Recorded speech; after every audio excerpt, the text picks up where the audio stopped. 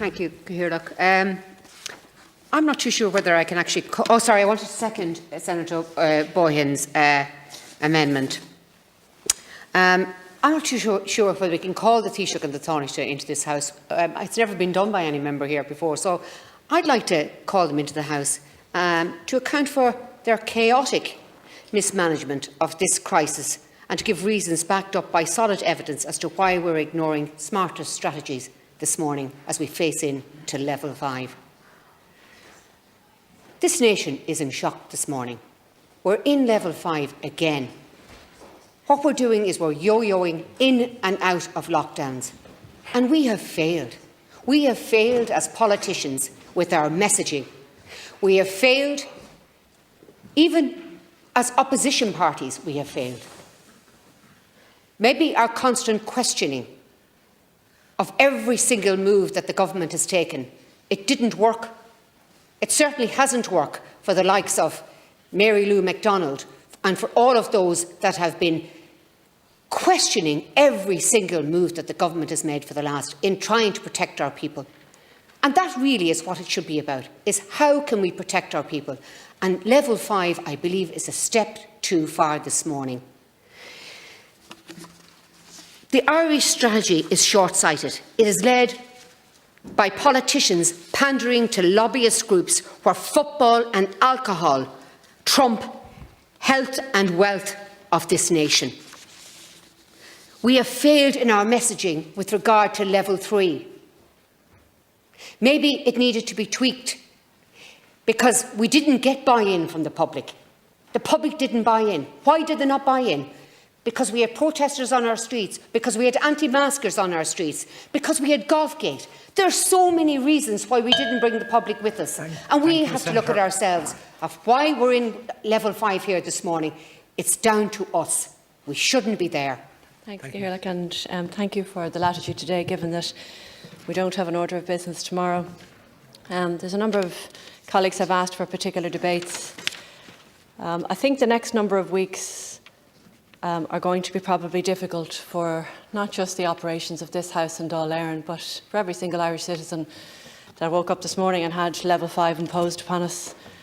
I think the reality and the clarity to which Eugene and Aisling brought about the impacts of this virus that was released this morning about that nursing home in Roscommon on the border with Galway show just how dangerous and precarious, and actually precarious doesn't even come close to describing how each of those families of the residents and of the people who work there must be feeling this morning. And I will absolutely, the first call I'll make when we finish voting here is to Minister Donnelly to ensure that the services are put in, and to Paul Reid.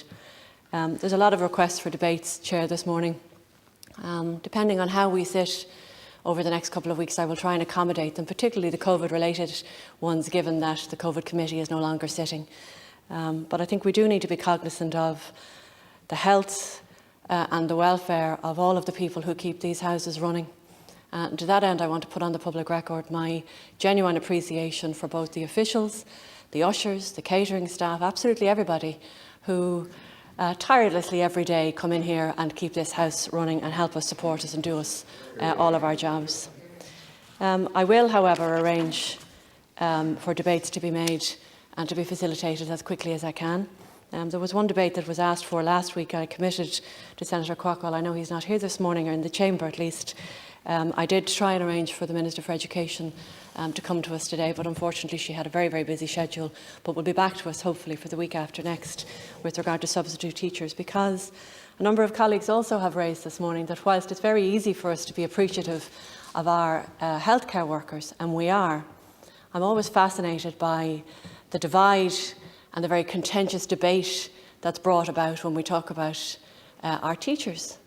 And I really find it fascinating. I don't think I've just been particularly lucky with the teachers that I've had for my own 4 children and continue to have, but the commitment that teachers show to not only the education and the quality of education, but the overall well-being of all of our students in this country, I actually believe is second to none. And when I see the debate being vicious towards teachers about being precious about their own public or their own health, care and well-being and that of their children, I have to be honest with you, I get somewhat angry, and maybe that's not justified, but I really don't want to find a society where we all start pitting against each other, because whether we're all at different levels of in it together, we all have to experience the same precautions and engage in the same activity and behaviour that we all must do to protect both ourselves, our family and each other. And I don't think turning on particular sections of society is any way helpful or not. I think a debate,